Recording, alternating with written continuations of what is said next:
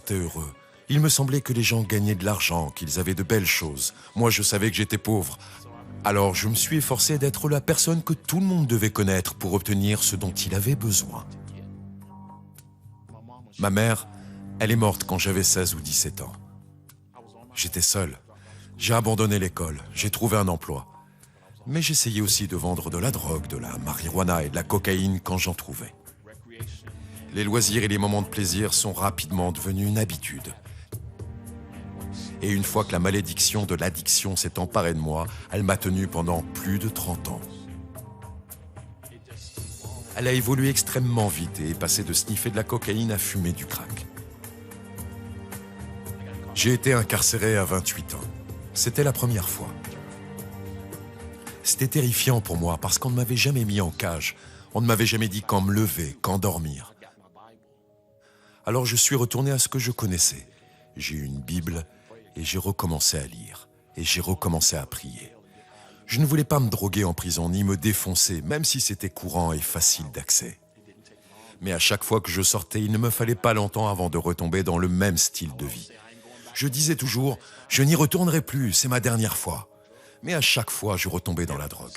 Chaque fois que Dieu me bénissait avec de bons emplois, des emplois orientés carrière. J'ai divorcé 2 fois. Les voitures, les biens matériels, je retombais et je perdais tout. Je choisissais de vivre dehors. Je choisissais de dormir dans des bâtiments abandonnés et dans des maisons qui n'avaient ni électricité ni eau. Je choisissais de dormir dans des voitures. Je choisissais de rester dans la rue et de ne pas dormir du tout pendant 2 ou 3 jours. J'étais parfois en colère contre Dieu. Pourquoi? Pourquoi tout ça? Pourquoi mes parents m'ont-ils abandonné? Pourquoi est-elle morte quand j'étais si jeune? Pourquoi n'ai-je pas de famille? Si tu es un Dieu d'amour, pourquoi? Je ne saisissais pas, je ne comprenais pas. Quand vous vous retrouvez à faire des choses hors la loi pour lesquelles vous n'avez pas été élevé et que le peu de dignité et de caractère qu'il vous reste commence à vous reprendre, vous commencez à réaliser que vous n'avez rien fait de votre vie, que vous avez gâché des décennies. Quand Dieu vous donne un moment de clarté, ça vous fait réfléchir. C'est ça ma vie? Est-ce que c'est comme ça qu'elle va finir? Était-il trop tard pour que j'ai un but et que je fasse quelque chose qui en vaille la peine? Dans un moment de clarté, Dieu m'a dit, tu sais quoi? Il reste encore quelque chose en toi. Si tu me fais confiance, alors j'en suis finalement arrivé au point de la soumission totale, de la confiance totale. J'ai parlé à Dieu comme si je vous parlais et j'ai dit, si tu ne m'aides pas, si tu ne me guéris pas, je vais mourir. Quelques jours avant, j'avais appelé l'armée du salut et il m'avait dit de venir ce jour-là. J'étais admis. Et j'ai dit, Dieu, je ne sors pas avant que tu ne m'aies guéri. Et il m'a répondu, tout ira bien, je vais te changer, tu en sortiras. Ça a été les mots les plus réconfortants que j'avais jamais entendus dans ma vie. Et il a commencé à agir en moi.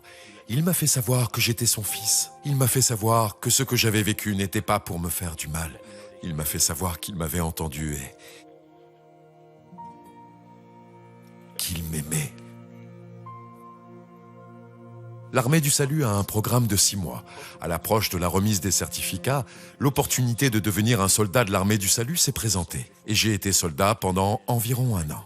Ensuite, ils m'ont élu sergent-major du corps du Croc de Southampton Roads, ce qui est semblable à être comme un diacre ou un pasteur assistant. Chaque jour, quand je me réveille, Dieu s'implique dans ma vie et il m'aide à participer à ce qu'il est en train de faire. Il y a quelques années, j'ai eu l'occasion de participer à Homeland et j'ai fini par arriver dans mes services secrets à garder le président des États-Unis.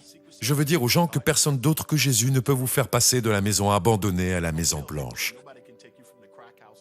Car comment passer de la garde de Pookie Réré et de Not Not à la garde du président des États-Unis lors d'une grande émission de télévision? J'ai parlé dans des maisons de retraite.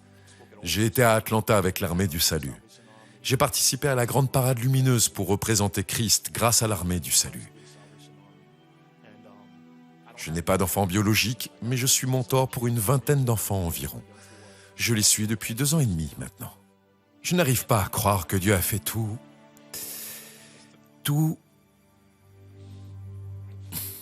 ce qu'il a fait dans ma vie, je ne peux pas y croire. Je n'arrive pas à le croire. Quand les gens racontaient leur expérience, tout ce que Dieu avait fait, je me disais, non, ça ne peut pas être vrai, ça ne peut pas avoir été comme ça.